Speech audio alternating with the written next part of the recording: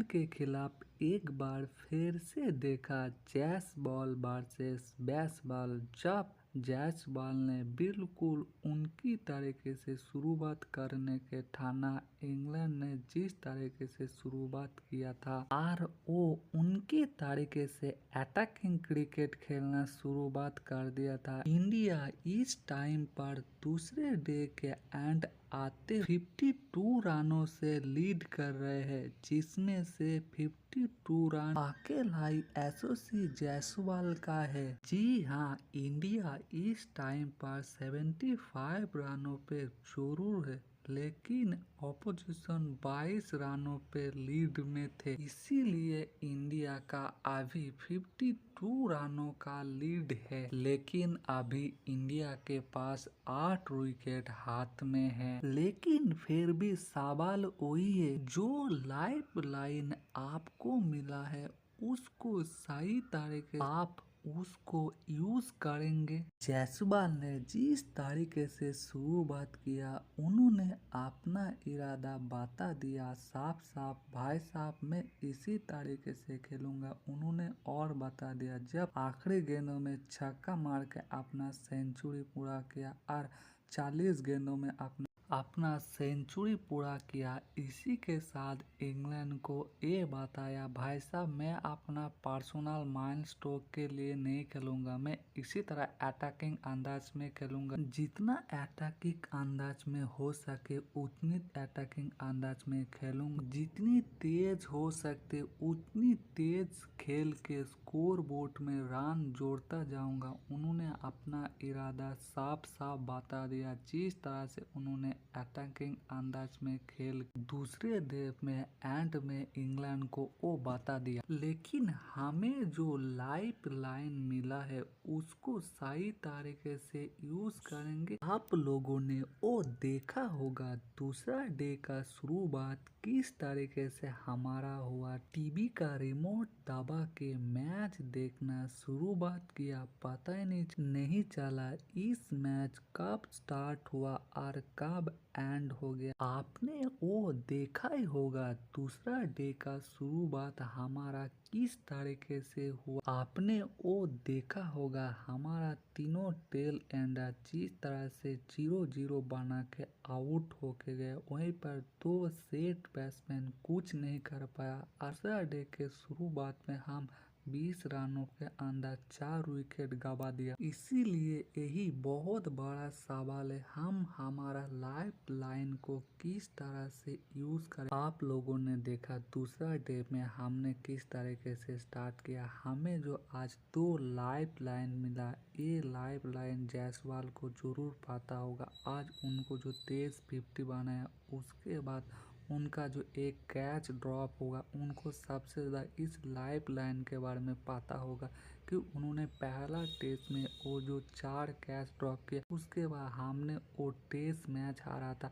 इसीलिए अभी इंग्लैंड काफी बैक फुट में। जायसवाल के साथ साई को भी एक लाइफ लाइन मिला था, परंतु वो आपने उस लाइफ लाइन को बड़ा रन पे कन्वर्ट नहीं कर पाया, 13 रन बना के आउट हो के गया। अब हमें इंग्लैंड के ऊपर वो प्रेशर बनाना पड़ेगा, क्योंकि अभी इंग्लैंड काफी बैक फुट में है। उन्होंने एक ही मैच में 2 कैच ड्रॉप करके 2 लाइफ लाइन दिया है। आपने वो देखा होगा पहला टेस्ट में क्या हुआ था। उनकी बल्लेबाजी ने उस मैच को हमारा हाथ से लेके चले गए थे। अब हमारा वो बल्लेबाज को जिम्मेदारी लेना पड़ेगा। आज तीसरे डे में आते हुए दूसरे डे में वो बड़ा गलती नहीं करना जो हमने दूसरे डे में शुरुआत में किया था। जिस तरह से आपने वो देखा होगा दूसरे डे में हमें जो बहुत बड़ा डाउनफॉल देखने को मिला था, लोअर मिडिल ऑर्डर जिस तरह से फ्लॉप हो गए थे। जो 2 सेट बैट्समैन पहला डे में ग्रेटेस्ट कमबैक करके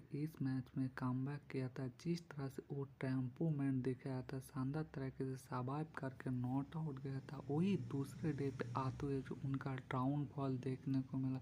जो कोरोना डे पहले डे में काफी पॉजिटिव लगा, दूसरे डे पे आते हुए नए गेंद पे सिर्फ 7 रन जोड़ के आउट हो गया। उसके बाद साई सुदर्शन ने सिर्फ उनके पीछे पीछे चलता रहा, बाकी हमारा 2 टेल एंडर वो 0-0 बना के आउट हुआ। और हमें वो बहुत बड़ा डाउनफॉल देखने को मिला। और दूसरे डे में पहले सेशन में हम 226 पे ऑल आउट हो गए। इस बड़ा डाउनफॉल के बाद जब इंग्लैंड ने ज़बरदस्त तरीके से स्टार्ट किया था, जैक रॉले और बेन डैकेट ने जो शुरुआत में आते बेसबॉल के और जलवा दिखे, तो वहाँ पर टीएसपी सिराज और पोशितो कृष्णा ने वो जो ग्रेटेस्ट कमबैक किया। पोशितो कृष्णा ने 2 मैचों के लिए उनको ड्रॉप किया था। उसके बाद जब ओवर में एक मौका मिला आते ही, जिस तरह से टीएसपी सिराज के साथ वो पार्टनरशिप बनाया, कमाल का गेंदबाजी की, यहाँ पर इम्पॉसिबल लग रहा था इंग्लैंड इस मैच में 226 रन बड़े आसान से चेस कर लेगा। परंतु इंग्लैंड की टिपिकल ग्रीन ड्रॉप कंडीशन में जिस तरह से कंडीशन अनुसार गेंदबाजी की, एक जो पार्टनरशिप टीएसपी सिराज ने आज जो गेंदबाजी करके हमें जो कमबैक कराया, आप लोगों ने देखा होगा जैक रॉले बेन डैकेट ने जिस तरह से स्टार्ट किया था। जैक रॉले ने 55 गेंदों में 64 बनाया था, उनको आते ही ब्रेक थ्रू दिलाया। फिर जब इंग्लैंड की तरफ से बेन डैकेट और ओली पॉप के दौरान एक छोटा सा पार्टनरशिप बनने का कोशिश कर रहा था, वहाँ पर पोशितो कृष्णा गेंदबाजी में आते हुए इंग्लैंड के जो सेट बैट्समैन थे बेन डैकेट काफी डेंजरस बन रहा था।